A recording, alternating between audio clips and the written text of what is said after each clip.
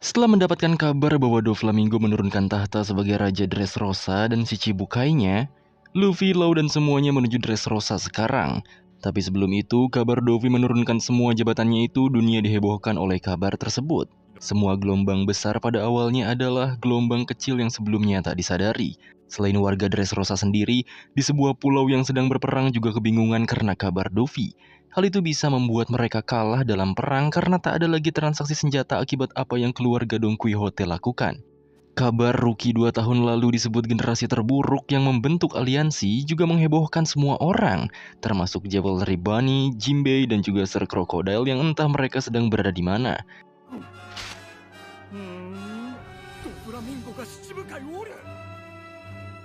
Surat kabar yang berisikan soal aliansi Hawkins, Kid, dan Apo juga diasumsikan oleh seorang penulis lapas yang bernama Apsa. Dan kita juga diperlihatkan kapal thriller Bark di sini. Kid dan Killer juga membahas tentang aliansi topi jerami dan juga Trafalgar Law. Ia sepertinya tahu bahwa dua kapten itu berniat mengalahkan salah satu Yonko sama sepertinya.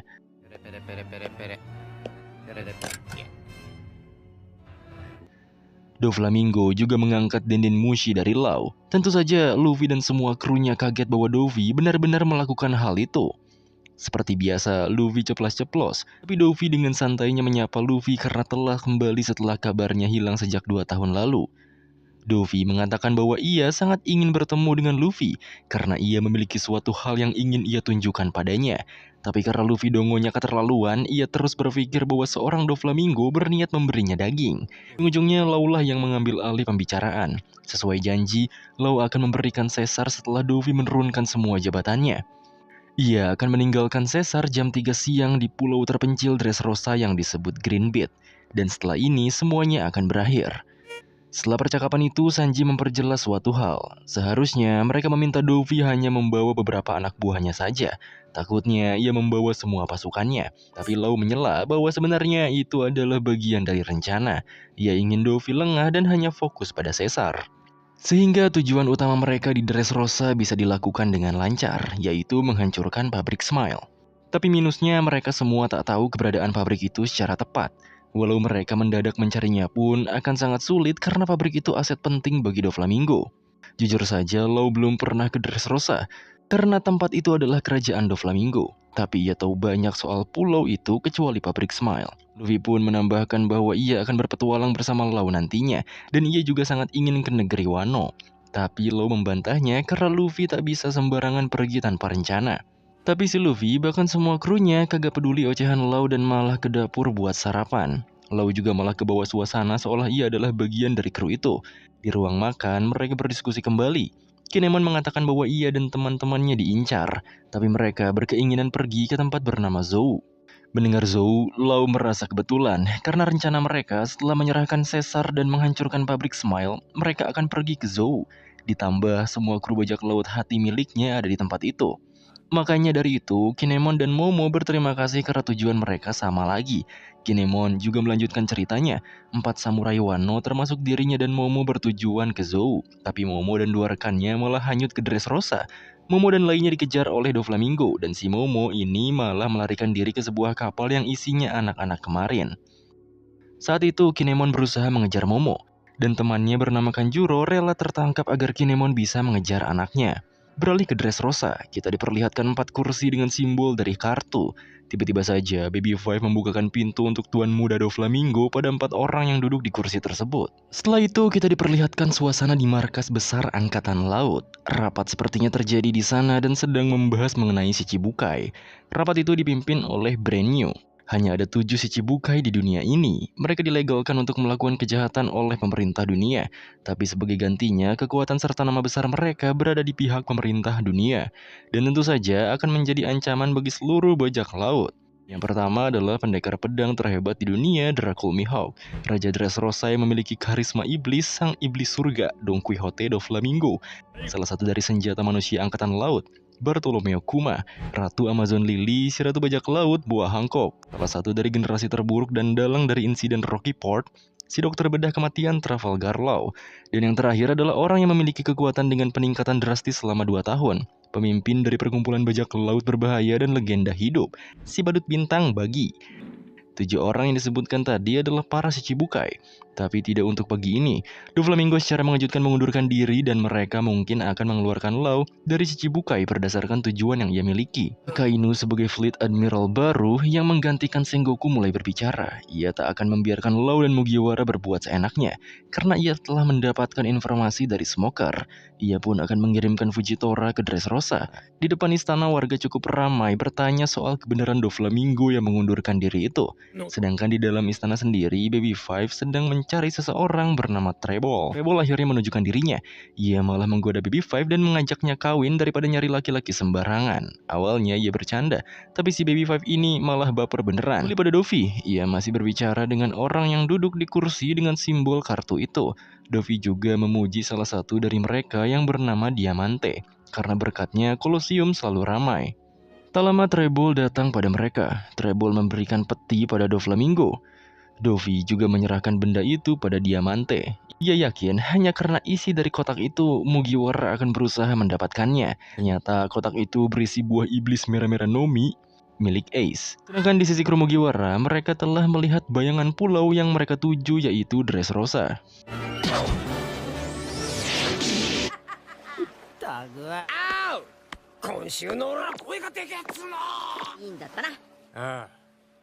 Pada akhirnya, Luffy dan lainnya telah sampai di pulau Dressrosa. Sesuai tujuan, Law mengingatkan mereka untuk hati-hati, karena jika mereka gagal menghancurkan pabriknya, maka semua rencana mereka akan hancur.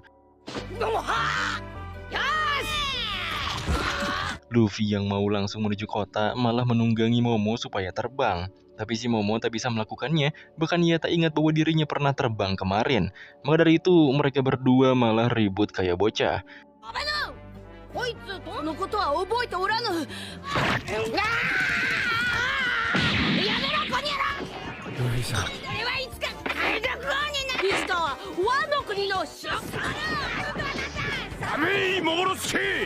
Keributan itu dilerai oleh Kinemon karena Luffy adalah penyelamat mereka. Momo yang malah diselahkan akhirnya menangis di pelukan Nami. Tapi lagi-lagi Sanji, Brook, dan Kinemon marah-marah sama bocil mesum itu.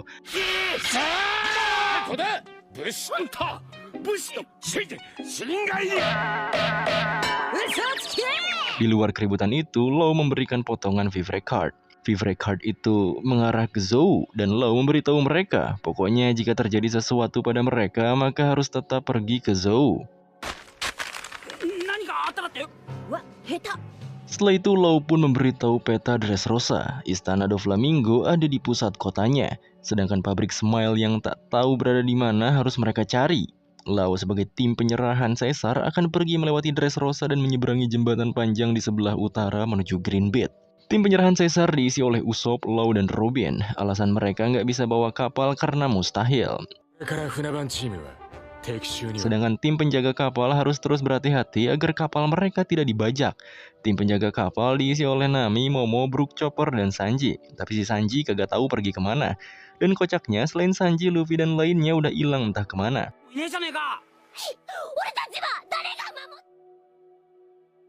Para pengunjung di kerajaan ini terpesona oleh beberapa hal. Pertama, terpesona oleh harumnya bunga beraroma dan kenikmatan dari masakan lokal. Yang kedua, tarian tak kenal lelah, tarian penuh gairah dari gadis penari. Dan satu hal lagi,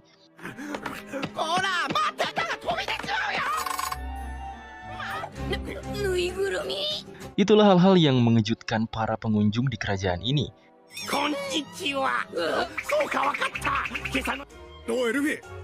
Mereka juga disambut oleh prajurit mainan yang tampaknya kenal Luffy lewat berita hari ini. Selain itu, mereka juga dikejutkan oleh keluarga yang unik.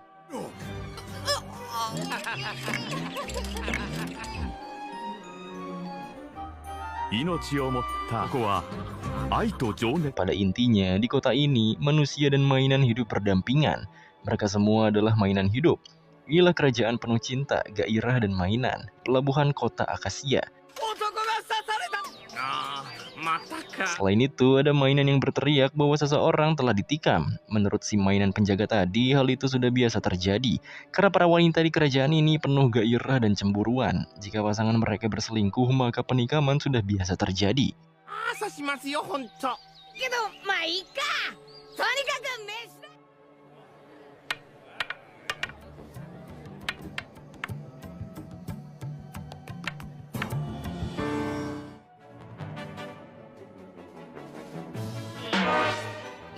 Singkatnya, mereka berlima sudah menyamar dengan kostum yang berbeda. Luffy juga mampir dulu ke restoran karena kelaparan. 腹減った。Zoro yang berada di belakang mereka tiba-tiba terdiam dan malah memperhatikan seorang paruh baya buta yang melewatinya.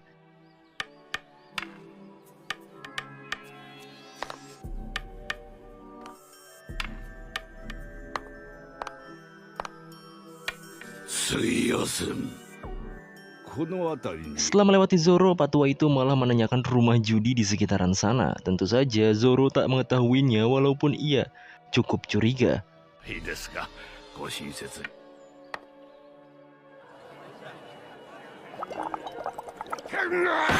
Singkatnya, Luffy dan lainnya makan-makan di restoran itu. Kinemon agak emosional karena ia harus mencari temannya yaitu Kanjuro. Tapi Frankie menenangkannya karena mereka harus pakai strategi biar kagak lari-larian kayak di Pang Hazard.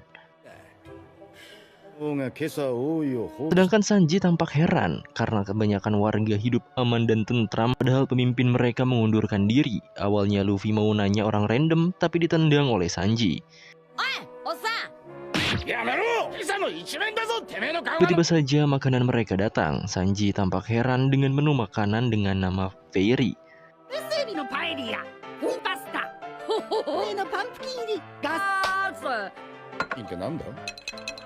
Si pelayan mainan itu menjelaskan bahwa Fairy atau peri adalah mitos yang dipercayai oleh warga Dressrosa sebagai penjaga Dressrosa itu sendiri.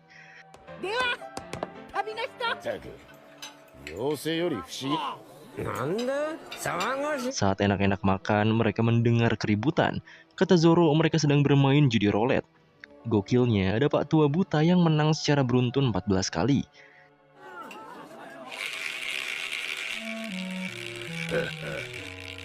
Beralih ke meja judi itu, Pak Tua tersebut menebak warna hitam saat bola itu berputar. Ia menebak hanya dengan mendengar dari suaranya saja. Para pemain lain juga menurutinya.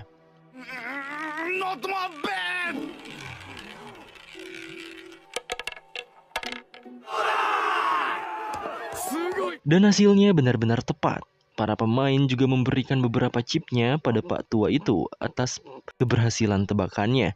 Tapi suasana senang itu tiba-tiba jadi suram karena beberapa orang pemain datang ke meja itu.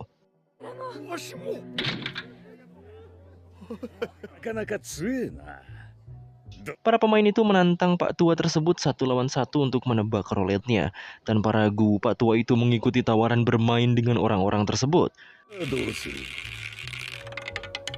Sesuai keahliannya, Pak Tua itu menebak dengan benar. Tapi para manusia itu berlaku tak jujur bahwa Pak Tua buta itu terus kalah dan salah menebak.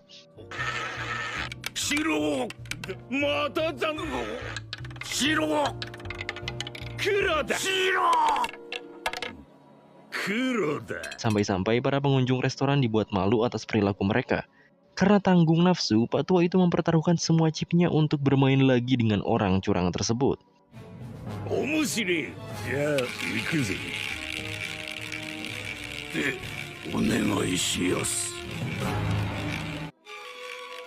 Setelah bola itu diputar, Pak Tua tersebut menebak warna putih dan si pria curang memilih sebaliknya.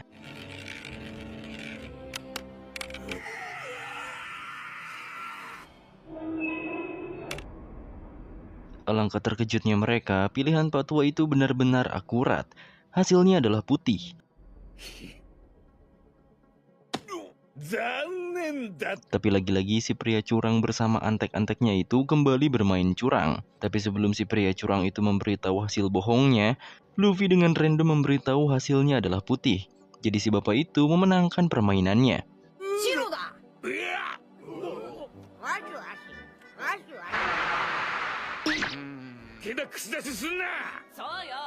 Makanya ia dikecam oleh pria itu dan semua antek-anteknya. Bahkan mereka sampai mengeluarkan senjata api sampai pelanggan lain ketakutan. あいつ相手が分かってんの服着やがってたちが来るといや来るなんだ Beberapa orang juga kaget karena kelakuan Luffy yang berani melawan orang-orang itu. Para penjahat itu pun menyerang Luffy, tapi salah satunya malah tersandung tongkat si bapak itu. てめえほらいけんね Sehingga suasana jadi tegang. Bapak itu paham suasananya memanas, jadinya ia meminta anak muda baik di sampingnya alias Luffy menyingkir sebentar. 落ちてもらいやすんで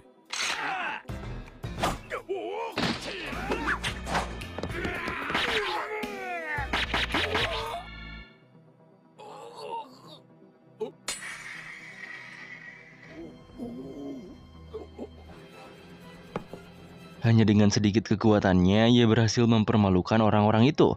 Apalagi ia menunjukkan kekuatan hebatnya.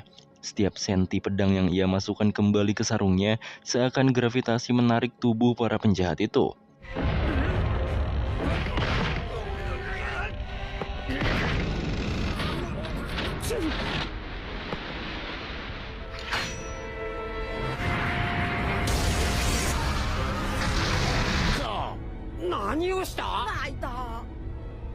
Setelah semua itu, Pak Tua tersebut mengatakan rasa syukur karena ia tak bisa melihat. Karena dengan itu, ia tak harus melihat hal-hal mengerikan di dunia ini.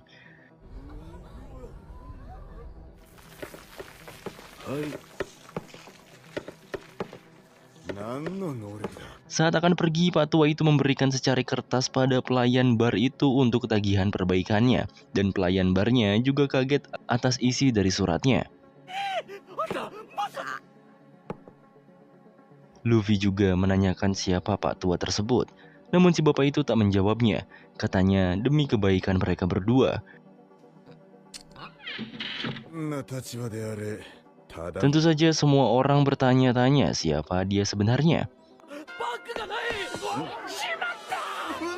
Tapi fokus mereka pun teralihkan karena beberapa barang pengunjung bar di sana menghilang termasuk pedang Susui Zoro. Tentu saja, karena Susui hilang, Kinemon ikut panik karena pedang itu adalah warisan nasional kerajaan Wano. Seorang mainan pun menjelaskan bahwa semua barang yang hilang adalah perbuatan para peri. Menurut kepercayaan warga Dressrosa, peri adalah penjaga agung Dressrosa zaman dulu. Jadi mereka hanya bisa merelakannya saja. Para warga yang sudah tahu itu pun hanya tersenyum dan merelakannya.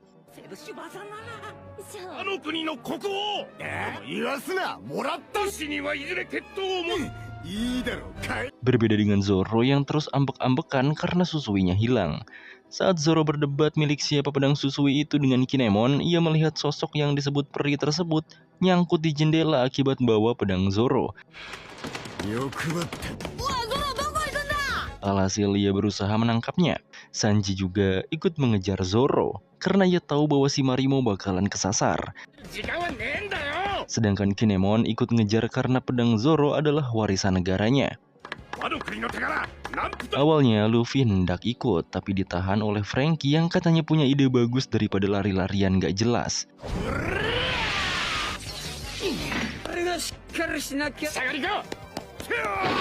Pada akhirnya mereka bertiga lari-larian kayak orang stres di tengah-tengah kota.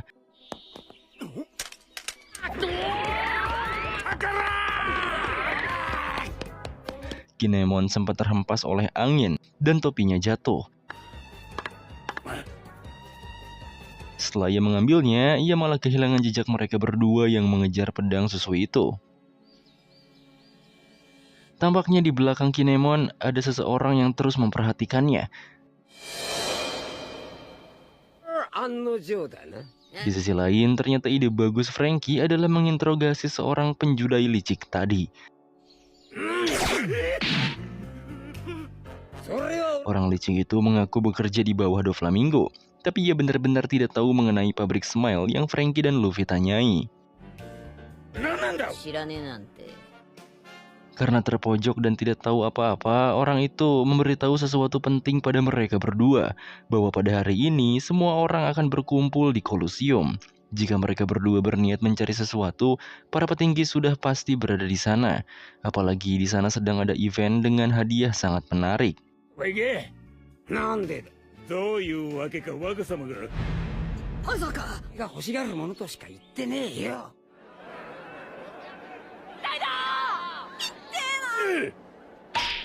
Beralih ke suasana di korida Kolosium, para bocil yang pengen nonton dan masuk ke Kolosium dimarahi oleh prajurit mainan, hingga prajurit itu dikejar oleh prajurit manusia. 兵隊のおもちゃの兵隊失縮場おもちゃの皆様 Sedangkan di dalam Kolosium sendiri sudah sangat ramai sekali karena acara pembukaan sudah dimulai. 来てくださった Seorang MC pun menyambut pembukaan itu dengan hadiah yang mengejutkan. Ia mengatakan bahwa hadiahnya ini ada hubungannya dengan komandan divisi kedua bajak laut Shirohige yang mati di peperangan Marineford 2 tahun lalu. マリンフォードちょっと今や伝説の Tak lain dan tak bukan, hadiahnya adalah Mera Mera Nomi milik Ace yang terlahir kembali. メラメラのみ Pemenang dari pertarungan itu akan mendapatkan buah iblis ini. Di sisi Luffy juga sangat terkejut mendengar apa yang dikatakan orang licik itu. エースのメラメラ Suasana di Kolosium semakin menggila ketika mereka semua tahu seberharga apa hadiahnya.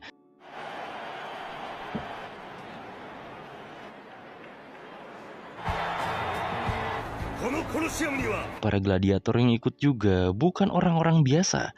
Para gladiator akan dibagi jadi beberapa blok, dan pemenang dari setiap blok berhak melaju ke ronde selanjutnya.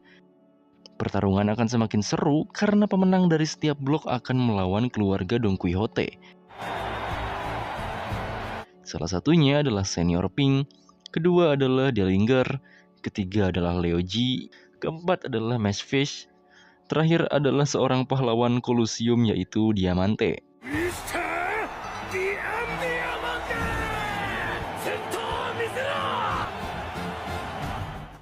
Balik ke Luffy, ia menanyakan mengapa buah iblis Ace ada di sini. Orang itu pun menjawabnya, karena buah iblis hanya ada satu di dunia ini, maka buah iblis itu asli. Karena ketika pengguna buah iblis mati, maka buah iblis itu akan muncul kembali di suatu tempat di dunia ini.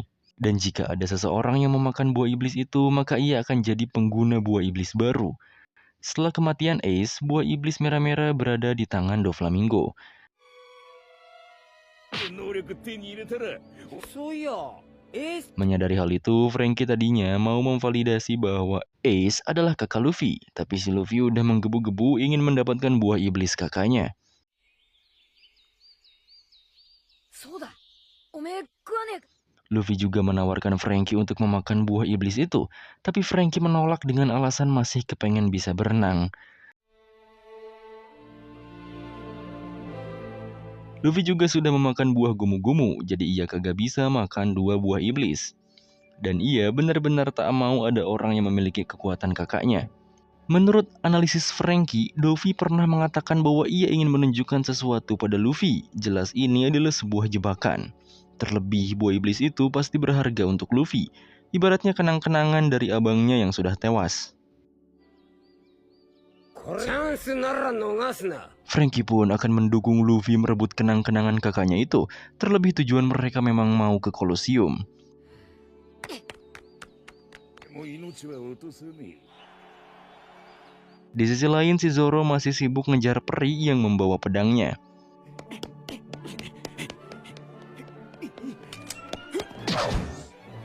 どこへ来だってつってんだろ Sanji juga terus mengejar Zoro. Ia nyaranin si Marimo untuk merelakan satu pedangnya saja. Lagian masih ada 2 pedang kan? Ya jelas saja si Zoro ogah. Saat sibuk nyari perinya, si Sanji malah nemu sesuatu. Si Zoro pikir si Sanji nemu peri. Tapi kata si Sanji, ia bukan nemu peri, malahan ia nemu bidadari. Bidadari yang dimaksud adalah seorang penari cantik yang sedang ditanggap di dekat mereka.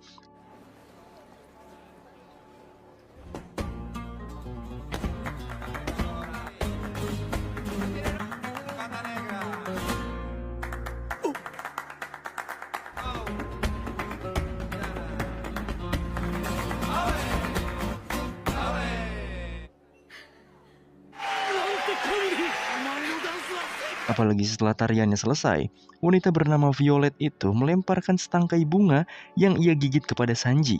Jelas saja si Sanji langsung stres sampai ia kehilangan si Marimo. 綺麗だ。この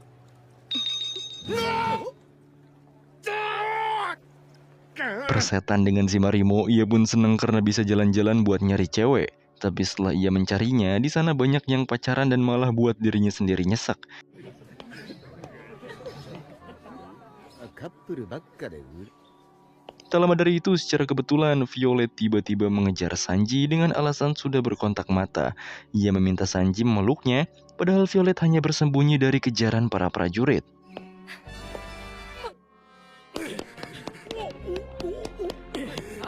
あの女。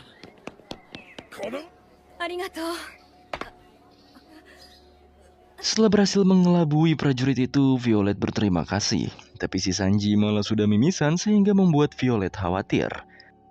でもこんなにかわいそう。 Karena tak bisa menahan cintanya yang besar, Sanji teriak-teriak kagak jelas. Lebih jelasnya lagi, Violet juga meminta Sanji untuk tidak jatuh hati padanya. に関わった男たちは Sanji pun menarik lengan Violet dan bertanya kenapa ia dikejar mereka. Ternyata Violet dikejar polisi karena telah menusuk kekasihnya sendiri akibat cinta mereka sangat rumit. OK なの？好き。そしてそこで Intinya, percakapan mereka gak jelas lah. Si Sanji stres, si Violet juga sama aja. Tapi disinilah mereka berkenalan.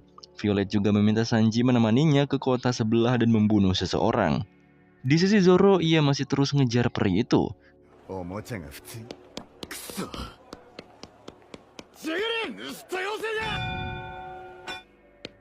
はい恋の都 Sedangkan Sanji menolong Violet ke kota sebelah sembari ngemodus. Kinemon sendiri masih lari-larian, bukan nyari pedang Zoro tapi malah nyari si Kanjuro. Ditambah seseorang misterius tadi masih memperhatikan Kinemon. ノック的な女子の誘惑邪魔するぜ宇宙だよ Balik ke Sanji, ia malah masuk ke restoran tutup dan ngekritik dapur si pemilik resto itu. もう手入れ不足さあ最高の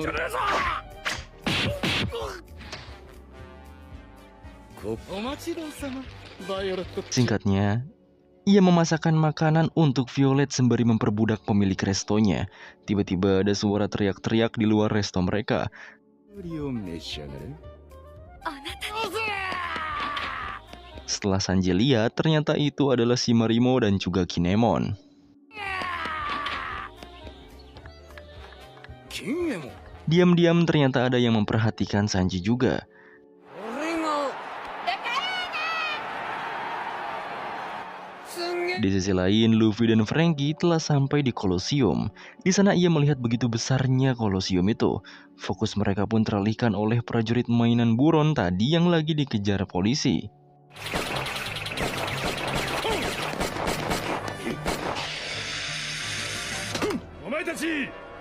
Prajurit mainan itu langsung menginjakan kakinya di Colosseum, yang artinya para polisi bahkan angkatan laut tak bisa melakukan apapun, karena area Colosseum bebas hukum. Makanya para polisi itu pergi dari sana. レ高飛車のおもちゃ野郎で。今回のバトルショーひよって Tak lama, seorang wanita yang membuka pendaftaran jadi gladiator hendak menutup pendaftarannya. Dari kejauhan, Luffy langsung teriak-teriak ingin masuk dan ikut. Sehingga membuat heboh orang-orang di sana karena mereka kira si Luffy adalah aki-aki. 無知な五老隊おじいさん今日の出場者たちいいか、これだけは守れ。 Akhirnya si Luffy ikut daftar dan membuat semua orang heran mengapa aki-aki sepertinya ikut padahal udah rentak. Franky juga mengingatkan Luffy untuk menyamarkan identitasnya. ルフィ Akhirnya Luffy menyamarkan namanya jadi Lucy dan berpisah dengan Franky karena Franky kagak ikut jadi peserta. 頼むよあんまり派手にやる。ねえ消しとけ Setelah ditinggal Luffy dan hendak pergi, Franky malah ketemu lagi sama mainan prajurit tadi. Mainan itu bergumam bahwa dia mengikuti pertarungan ini pada seseorang bernama Rebecca, yang entah siapa.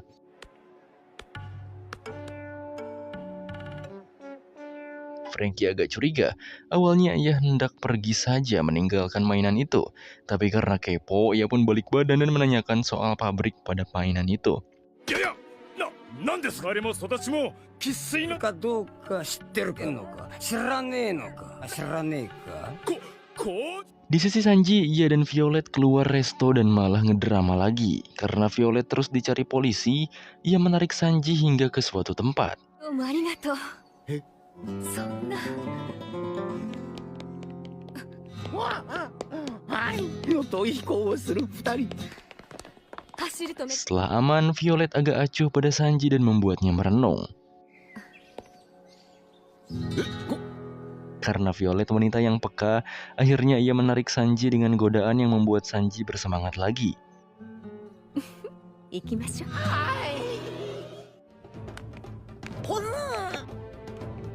実はここよ。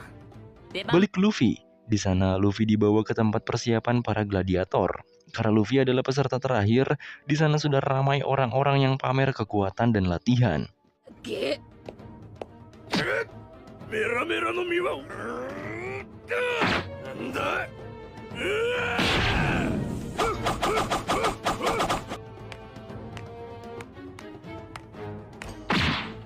実はなんだAwalnya semua orang di sana melihat Luffy hanyalah aki-aki pendek biasa. Ia diremehkan begitu saja tanpa tahu siapa sebenarnya Lucy. Keberadaan Luffy juga jadi perhatian seorang gladiator bernama Spartan. Spartan memiliki prestasi 51 kali kemenangan beruntun di event Colosseum bulanan.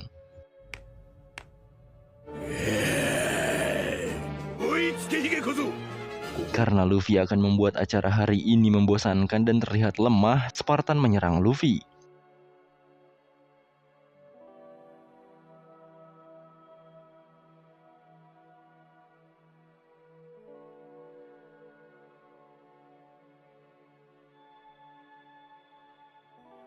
Tapi setiap pukulannya tak mengenai sama sekali, malahan Spartan sendirilah yang sekali puter langsung tepar.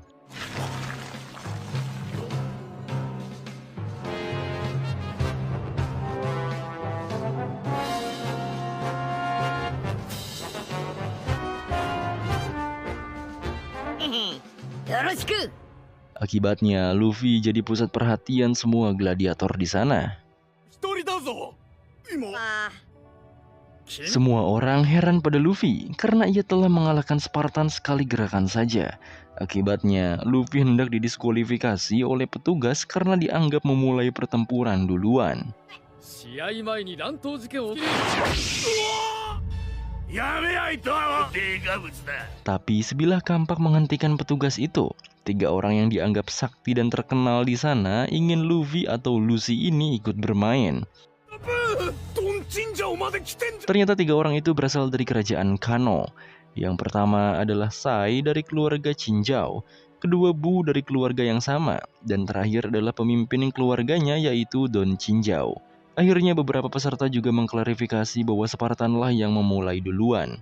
Luffy juga mengembalikan kapak itu pada keluarga Chinjao dan mengucapkan terima kasihnya.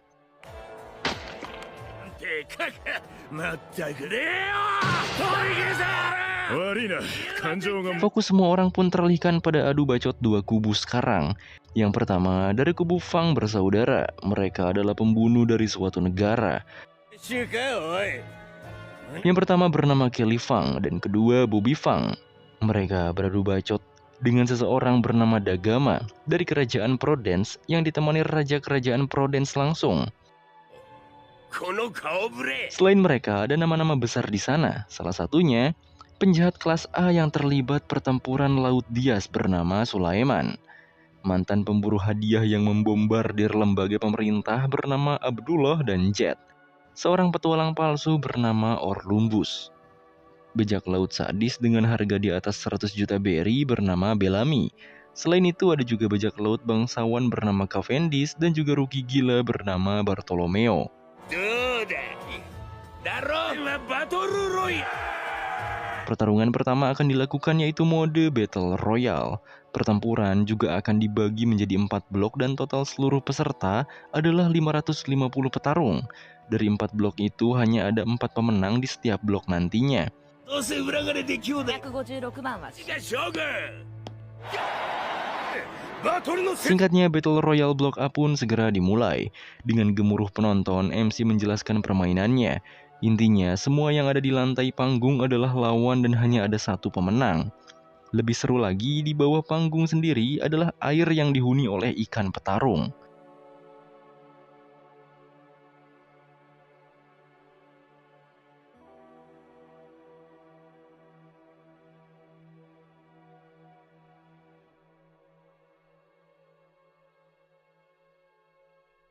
Tak perlu basa-basi, pertarungan Battle Royale babak pertama pun dimulai.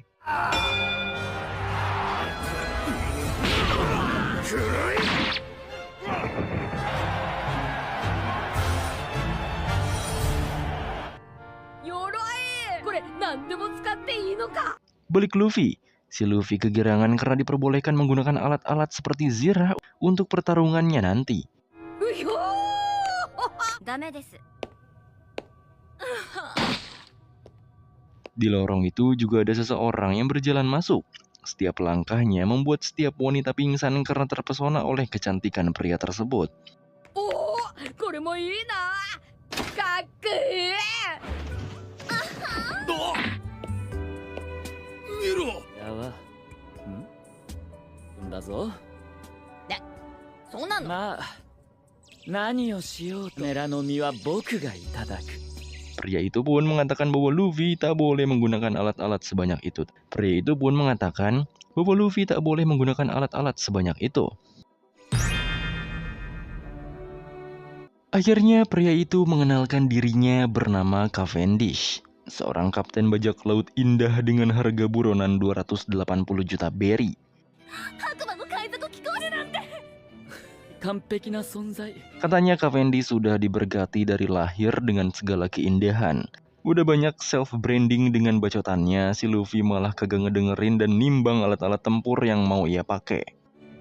才能だけ教えたろちょっとこっちか裸みてえなのか盛り上がってんな Fokus mereka pun teralihkan dengan ramainya penonton saat Blok A sedang bertarung di arena. Menurut Cavendish, keramaian itu adalah wujud asli dari setiap orang. Semua penonton lebih suka melihat darah dan para pecundang yang kalah. 実に正直日々の不満不安に隠した残虐性戦いは外さなきゃかな Tapi lagi-lagi omongan Cavendish kagak didengerin sama si Luffy. Akhirnya ia menanyakan siapa Luffy sebenarnya. Dengan polos, Luffy menjawab bahwa ia adalah Luffy dan akan menjadi raja bajak laut. ほらルフィルオになる男だ Sontak Cavendish dan semua orang di sana menatap serius. Untungnya, mantel yang ia buka menunjukkan nama samarannya yaitu Lucy. Dan Luffy juga baru sadar kalau ia lagi nyamar. ルーシーか 物は8メートルの Semua orang pun marah karena kaget mengira Luffy si topi jerami ada di sini. Begitu juga dengan Cavendish. Jika Luffy si topi jerami ada di sekitarnya, maka ia akan membunuhnya. なんでだよ Itu dikarenakan saat 3 tahun yang lalu, ia jadi super rookie dan memasuki dunia baru. Dengan harga buronan 200 juta, semua orang dan media fokus terhadapnya. 全てを白ひげと並んで全を浴びた Tapi gara-gara kemunculan rookie yang disebut generasi terburuk yaitu Luffy dan lain-lain, ditambah adanya perang besar Marineford dan Luffy jadi spotlight utama, seluruh dunia jadi melihat ke arah mereka, terutama pada Luffy. Dalam artian, si Cavendish kalah populer sama Luffy, jadinya ia punya dendam pribadi. Makanya dari itu, ia kepengen dapat Mera-Mera Nomi, biar dia bisa makin jago dan kembali jadi pusat perhatian. それは逆恨み再び世界中を虜にこの大会でメラこれなら OK だそう絶対にメラ 筋をしゃけ Di sisi lain, seorang gladiator wanita berjalan ke suatu tempat. Semua orang yang tahu dirinya terus mencemooh dan menertawai wanita itu. Wanita itu berjalan menuju patung yang sedang Luffy perhatikan dan menanyakan apakah Luffy suka dengan patung tersebut.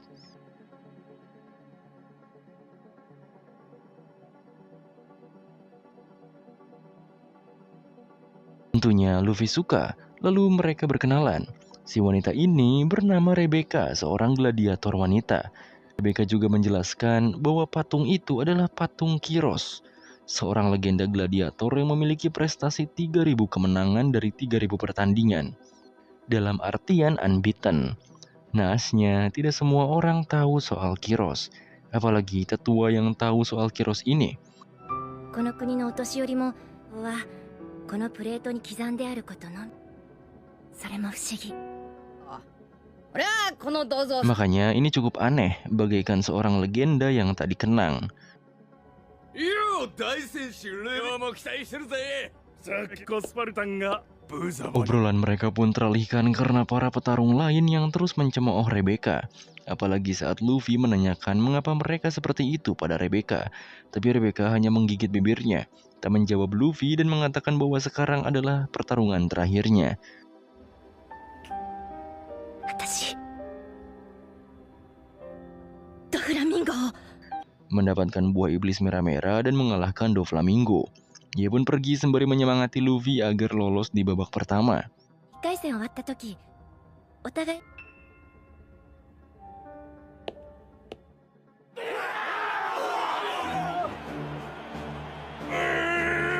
あっと果たしてこの男になんだ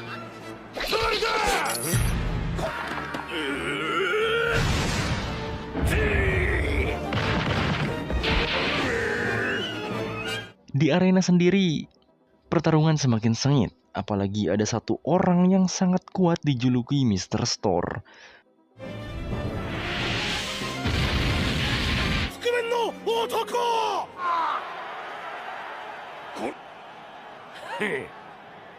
Pada akhirnya, Mr. Store jadi pemenang di Blok A.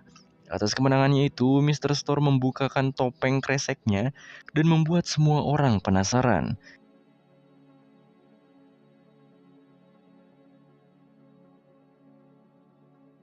Saat dibuka, semua orang benar-benar terkejut, bahkan panik melihat wajah orang itu.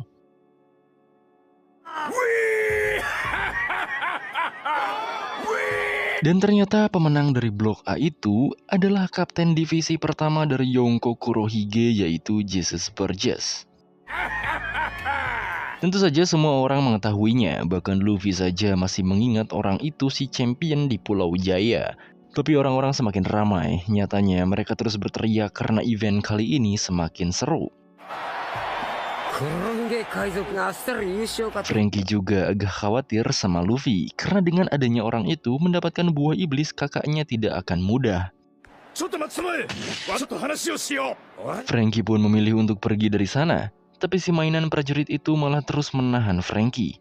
Akhirnya Franky keceplosan ngomong kalau dia gak butuh orang yang gak tahu keberadaan pabrik Smile. Dia juga malah bilang kalau dia mau ngalahin anggota keluarga Don Quixote. Orang-orang yang mendengar apa yang dibicarakan Franky jadi menatapnya sinis.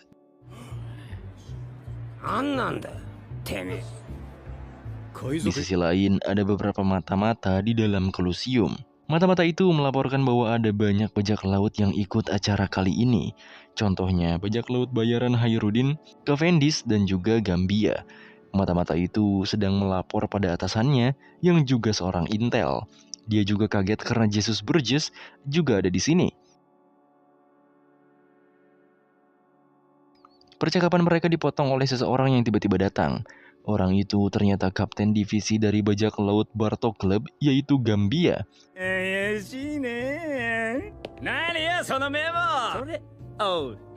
Gambia tampak kepo pada orang itu dan mencurigainya sebagai intel.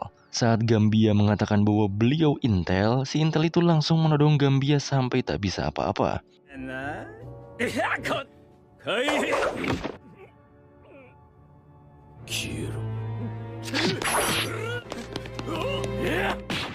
Di sisi lain, Pak Tua buta yang kita kenal sedang didatangi oleh salah satu intel tadi.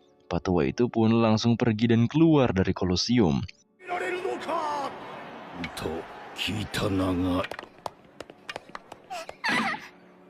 Di luar Colosseum yang ramai, ada bocil yang balonnya terbang. Karena Pak Tua itu baik, ia membantu anak itu mendapatkan balonnya kembali. 大丈夫か。ありがとうリさん。どうぞ。ああ、 Setelah semua itu, si Intel tadi memberikan mantelnya, dan ternyata Pak Tua Buta itu adalah seorang admiral bernama Fujitora.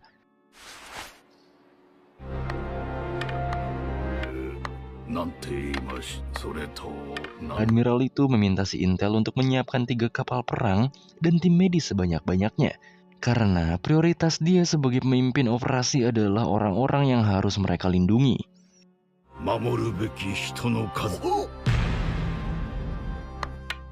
Si Intel yang diberi arahan itu langsung merinding melihat pemimpinnya dan langsung menginformasikan ke seluruh pasukan Intel yang ada di Dressrosa untuk memulai operasinya. ミッドへ向かう。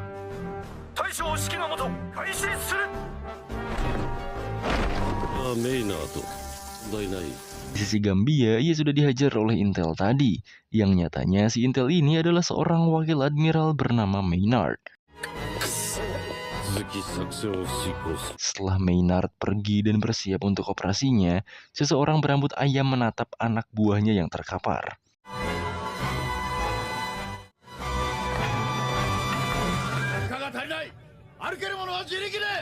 Balik Luffy. Si Luffy masih riweuh sama orang-orang yang terkapar. Saat itu ia didatangi oleh Bellamy.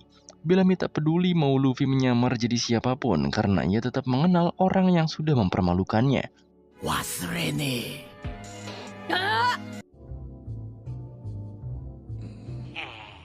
Tentu saja si Luffy kenal dengan Bellamy. Karena Bellamy adalah orang yang berbuat kejam kepada paman Montblanc Cricket di Pulau Jaya. ジャヤの住人じゃねえ。朝までに夢見る時代は終わったんだ。 Luffy juga bertanya mengapa Bellamy ada di sini. Bellamy sejatinya bukan penduduk Pulau Jaya dan ia seorang mantan bajak laut. Jadi ia bisa berada di mana saja. Yang terpenting adalah Doflamingo baginya. Ia sangat mengidolakan Doflamingo sendiri.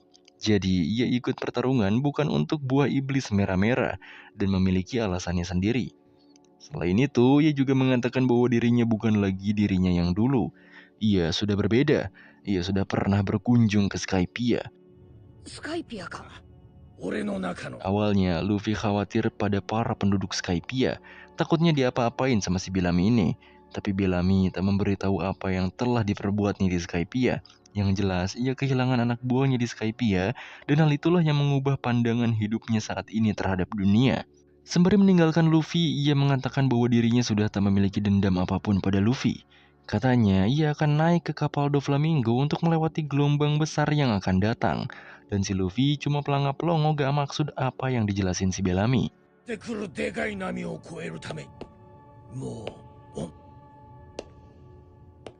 Di sisi lain Korida Colosseum, seseorang berambut hijau itu menatap anak buahnya yang dihajar oleh si wakil admiral tadi. Di suatu kafe di bagian timur laut Dressrosa, tim penyerahan Caesar sedang menyamar. Di sana mereka juga mencari informasi jalan menuju Greenbeat. Menurut pelayan kafe itu, jalan menuju Greenbeat melewati jembatan besi yang terlihat usang. Jembatan itu benar-benar jarang dilewati siapapun. Sekalinya ada yang lewat kagak pernah balik lagi.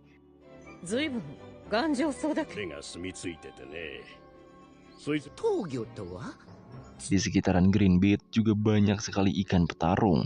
Jelas bukan hanya manusia, kapal pun bisa mereka rusak. Makanya jembatan itu gak pernah dilewatin lagi akibat para ikan petarung itu.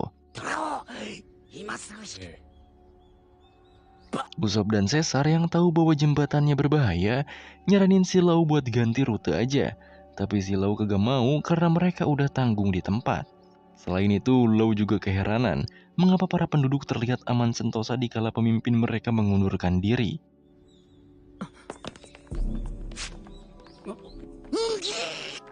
Setelah itu, Robin sedikit menutup wajahnya karena seseorang lewat di sekitar mereka.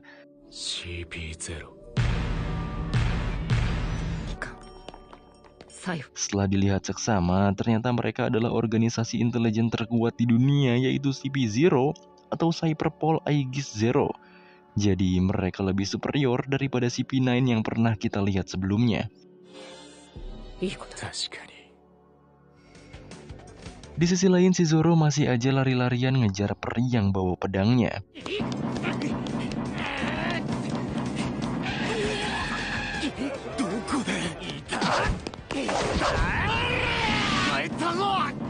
Awalnya ia mendapatkan pedang itu dari si peri, tapi peri itu mendorongnya jatuh hingga mereka jatuh bersama.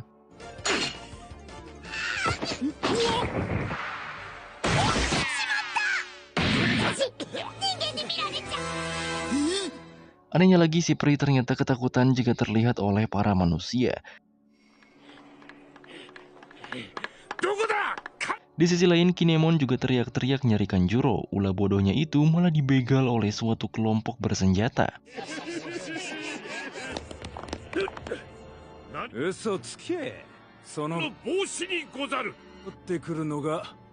Kinemon tak bisa kemana-mana.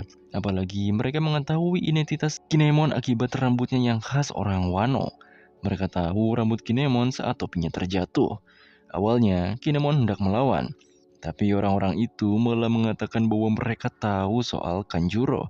Jika Kinemon tidak mau temannya mati, maka ia harus menjatuhkan katananya. Kanjuro no ibasho o shitteru. Omae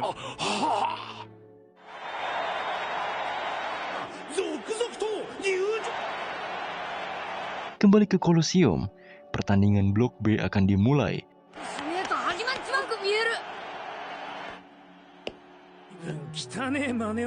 Satu persatu, petarungnya keluar. Tapi di sisi Kolosium sendiri, si rambut hijau mendatangi si wakil admiral. Ia hendak balas dendam akibat anak buahnya dihajar olehnya. Karena tanggung ketahuan, Maynard berusaha membungkam orang hijau ini yang bernama Bartolomeo.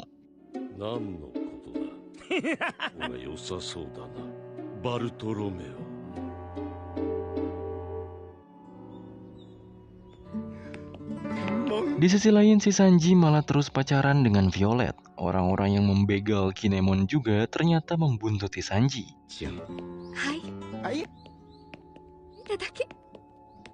Lagi enak-enaknya kasmaran, salah seorang pembegal juga membidik Sanji dari jauh. Karena Sanji bisa Kenbun Shoku dan sangat cepat, hanya dalam kedipan mata Sanji langsung menghajar si sniper itu.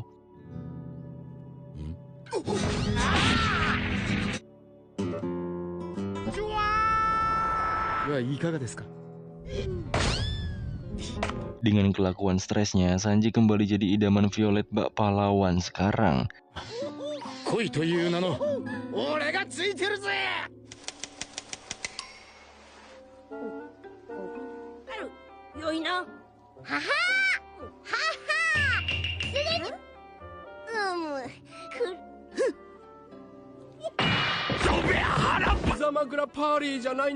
Beralih ke tim penjaga Sunny, si Chopper cosplay jadi budaknya Momo, sedangkan Nami nge-cosplay jadi Slayer. Brook sendiri kagak paham sebenarnya mereka lagi ngapain. Disitulah Chopper ngejelasin kalau mereka lagi main shogun-shogunan. Mereka harus nurut sama Momo sebagai shogun. Mereka rela bermain karena tahu bahwa Momo sedang traumatis. Jika ia ditinggal sendiri, takutnya traumanya kambuh. Soalnya Momo sudah mengalami banyak hal mengerikan di umurnya yang masih bocah. Brook pun mengerti dan merasa kasihan pada Momo. Makanya ia berusaha ngehibur dengan musiknya yang seru.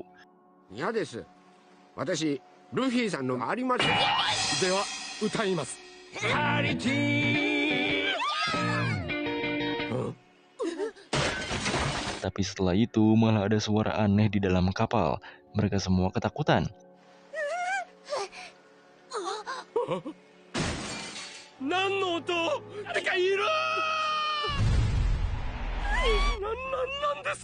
Tak ada pilihan lain, Brook dan Chopper pun berusaha mencari tahu dalang di balik suara aneh itu.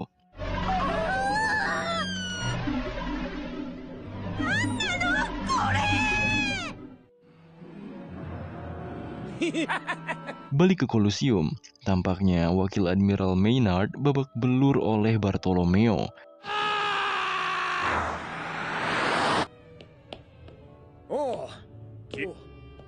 Bahkan dengan santai, Barto berjalan ke arah panggung karena ia berada di blok B dengan meninggalkan Maynard yang terkapar. Luffy dan Cavendish juga hanya menonton di ruangan tunggu. Yang mereka tonton adalah perform dari Barto yang katanya ia adalah super rookie gila. 1年で随時残忍無比の Barto adalah bajak laut brutal yang sering memanggang, menikam, dan meledakkan penduduk. 映像配信今アルトラーメオ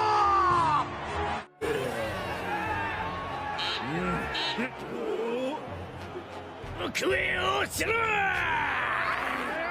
Entrance dari Barto benar-benar menyebalkan. Ia bahkan berteriak pada semua penonton untuk pergi ke neraka. Makanya semua penonton menyoraki dan melemparnya.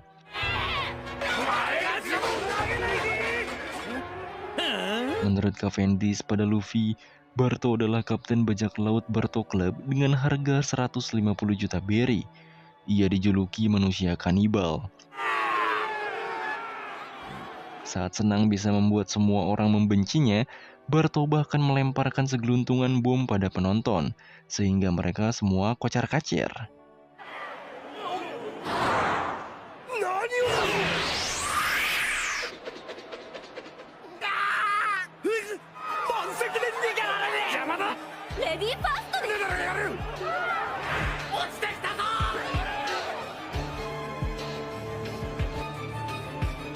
Tapi nyatanya itu hanya sebuah tipuan belaka. Yang Barto lempar hanyalah bola biasa.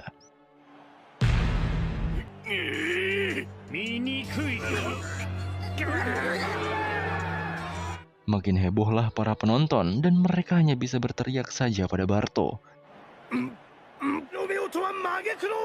Kelakuan Barto juga membuat MC kesal. Tapi MC akan memunculkan peserta terakhir di blok B. Katanya ia adalah orang paling setia pada raja mereka, yaitu Doflamingo. Ia telah bersumpah untuk mengabdi dengan membawa sebuah pilar emas raksasa yang dibawa dari negara yang jauh entah di mana.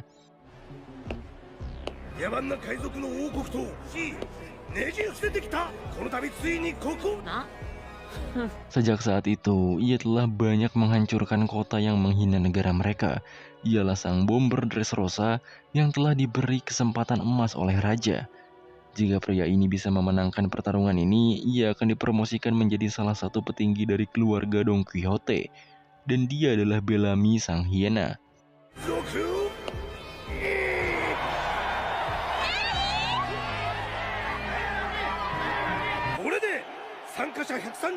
Kedatangan Bellamy membuat semua orang bersorak mendukungnya.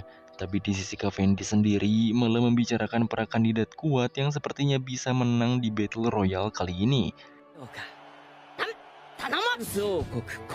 Yang pertama ada Raja Petarung, Elizabelo II dari Kerajaan Prodence, dan juga ahli strateginya yaitu Dagama, seorang suku kaki panjang yaitu Blue Genie, Kapten Pertahanan Dressrosa yaitu Tank Lepanto, seorang kriminal Abdullah dan Jet, ahli karate manusia ikan dan seni bela diri Jujutsu Fishman yaitu Hack. Selain mereka tentu saja Bellamy dan juga Bartolomeo. Sang MC pun menyiapkan dan memberi aba-aba dimulainya pertandingan, dan akhirnya bel pun dipukul tanda dimulainya Battle Royale.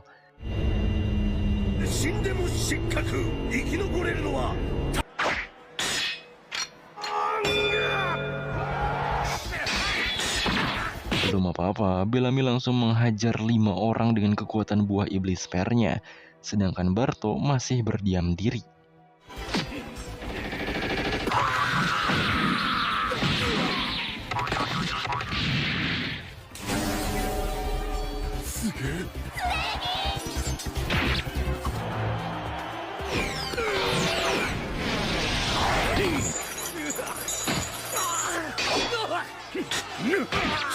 Di tengah-tengah pertempuran, Bellamy menyadari bahwa Raja Elizabelo II dan Dagama malah membuat pasukan di Battle Royale ini.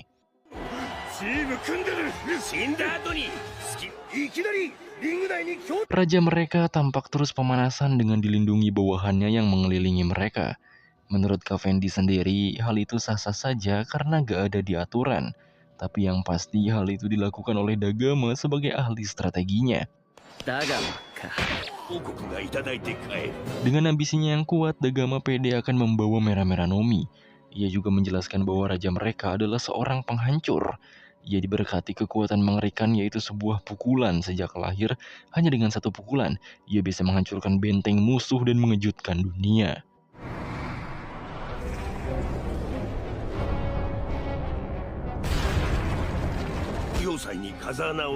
Tapi kekuatan itu memiliki kelemahan.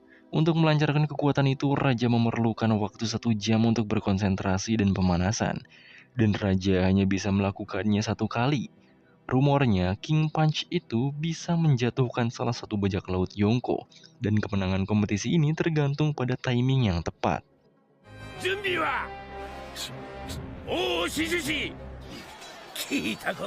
Mendengar itu, Bellamy tentu tahu rumornya. Untuk mengulur waktu, mereka melindungi Raja agar bisa terus fokus dan pemanasan.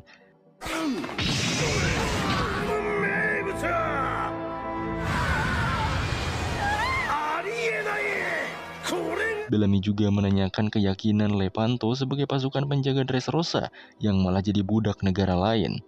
Tapi Lepanto hanya memikirkan uang daripada terus mengejar mimpi yang tak jelas.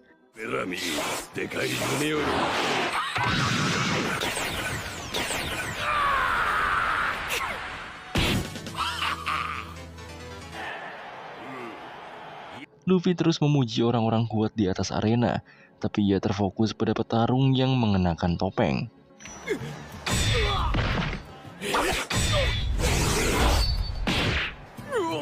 Kata Cavendish, ia adalah gladiator Ricky, asal-usulnya juga misterius.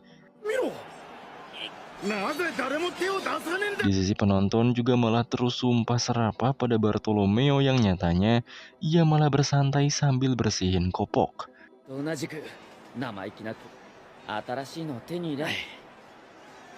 Cavendish juga berniat melenyapkan Barto karena ia rookie sama seperti Luffy yang ia incar. Ia juga punya daftar buronan para rookie. Luffy yang tahu bahwa Cavendish benar-benar tak suka padanya hanya bisa diam. Bahkan Cavendish sendiri berharap setidaknya Kid atau Apo berada di sini agar ia mudah menghajarnya.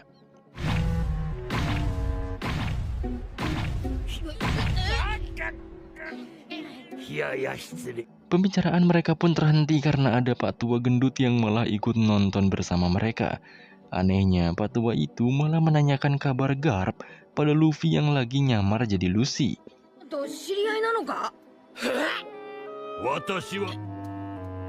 Si Luffy lagi-lagi malah menjawab seolah memvalidasi bahwa ia adalah Luffy.